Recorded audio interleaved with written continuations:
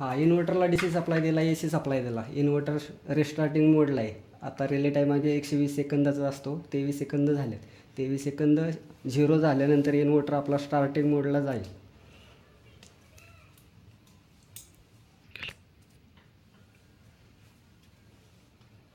इन्व्हर्टरचा relay time संपला.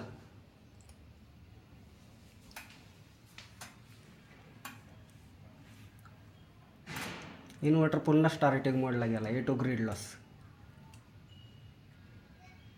त्यावेळेस काय चेक करायचं? तुमचा AC कनेक्टर असतो.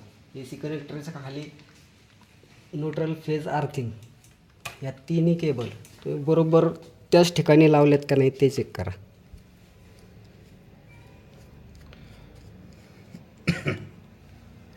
इथं केबल चुकीचं कनेक्शन झालेलं आहे. Lला फेज पाहिजे, फेज बरोबर आहे. Nला न्यूट्रल पाहिजे, न्यूट्रलच्या जागेवर अर्थिंग दिलेली आहे आणि अर्थिंगच्या जागेवर न्यूट्रल दिलेली आहे. त्यामुळे तुमचा इन्व्हर्टर रिस्टार्ट होतो आहे. AC कनेक्टरमध्ये Lला फेज, Nला न्यूट्रल आणि Pच्या ठिकाणी आपण अर्थिंग जोडलेली आहे.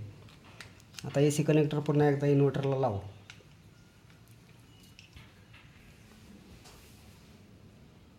AC कनेक्टर लावला. AC MCB ऑन आहे. इन्व्हर्टरला स्टार्टिंग म्हणून येईल. 2 मिनिटामध्ये इन्व्हर्टर आपला चालू होईल. रिले टाईम संपायला 2 सेकंद, 1 सेकंद. इन्व्हर्टर आता स्टार्टिंग मोडला जाईल.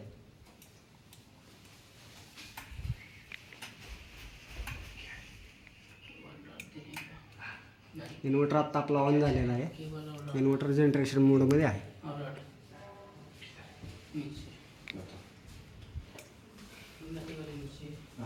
नीचे